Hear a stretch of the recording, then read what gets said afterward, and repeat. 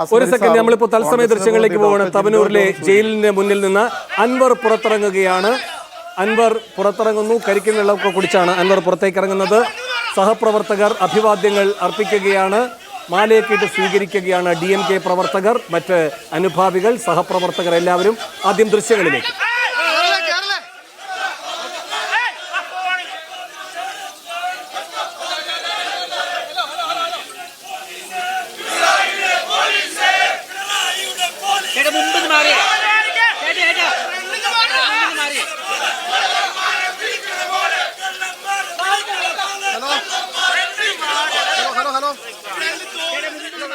അൻവറിനെ DMK പ്രവർത്തകർ ആവേശത്തോടെ ജയിലിന് പുറത്ത് സ്വീകരിക്കുന്നതിന്റെ തത്സമയ ദൃശ്യങ്ങളാണ് കാണുന്നത്. അൻവർ ജാമ്യം നേടി ജയിൽ മോചിതനായിരിക്കുകയാണ്. ഇവിടെ വെച്ച് തന്നെ അദ്ദേഹം മാധ്യമങ്ങളെ കാണുമോ എന്നറിയില്ല.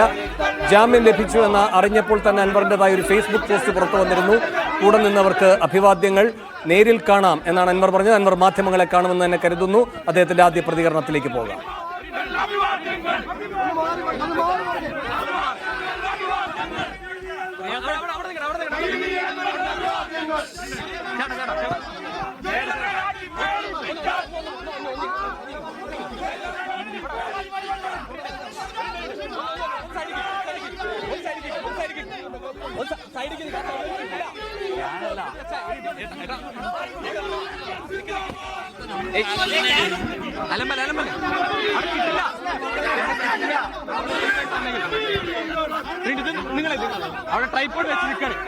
അൻവർ അല്പസമയത്തിനകം മാധ്യമങ്ങളോട് സംസാരിക്കും. ഇപ്പോൾ അദ്ദേഹം ജയിൽ മോചിതനായിട്ട് നിമിഷങ്ങൾ മാത്രമേ ആയിട്ടുള്ളൂ. ഇന്നലെ 7:30 മുതൽ തുടങ്ങിയ രാഷ്ട്രീയ നാടകത്തിനാണ് ഇപ്പോൾ തിരശ്ശീല വീഴുന്നത്.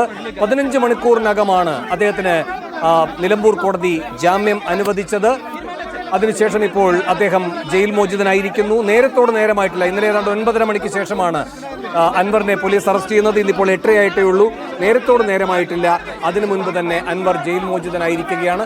കനത്ത പ്രഹരമാണ് സർക്കാരിനുള്ളത്. സർക്കാരിന്റെ പ്രതികാര ദാഹം എന്നാണ് പ്രതിപക്ഷ നേതാവ് ഈ അറസ്റ്റ് നാടകത്തെ വിശേഷിപ്പിച്ചതും. അൻവർ ഇപ്പോൾ ജയിൽ മോചിതനായിരിക്കുകയാണ്.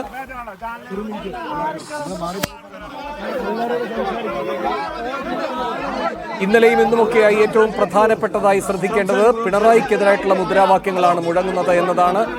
CPM-ലെ മറ്റു നേതാക്കൾക്കെതിരെ, മറ്റു മന്ത്രിമാർക്കെതിരെ അങ്ങനെ പൊതുവായിട്ടുള്ള എതിർ മുദ്രാവാക്യങ്ങളല്ല, പിണറായിക്കെതിരെ തന്നെയുള്ള മുദ്രാവാക്യങ്ങളാണ് ഇന്നലെ അറസ്റ്റ് നടക്കുന്ന സമയത്തും DMK പ്രവർത്തകർ ഉയർത്തിയത്. ഇടതുപക്ഷ മനസ്സ് തനിക്കൊപ്പമാണ് എന്നും പിണറായിയുടെ ഏകാധിപത്യത്തിനെതിരെയാണ് തന്റെ സമരമെന്നും എല്ലാ ഘട്ടത്തിലും അൻവർ പറഞ്ഞിട്ടുണ്ട്. അതൊരിക്കൽ കൂടി സാക്ഷ്യപ്പെടുത്തുന്നതാണ് ഇന്നിപ്പോൾ അദ്ദേഹം ജയിൽ മോചിതനായി വരുമ്പോഴും DMK പ്രവർത്തകരുടെ മുദ്രാവാക്യം പിണറായിയിൽ മാത്രമായി കേന്ദ്രീകരിച്ചു നിൽക്കുന്നത്.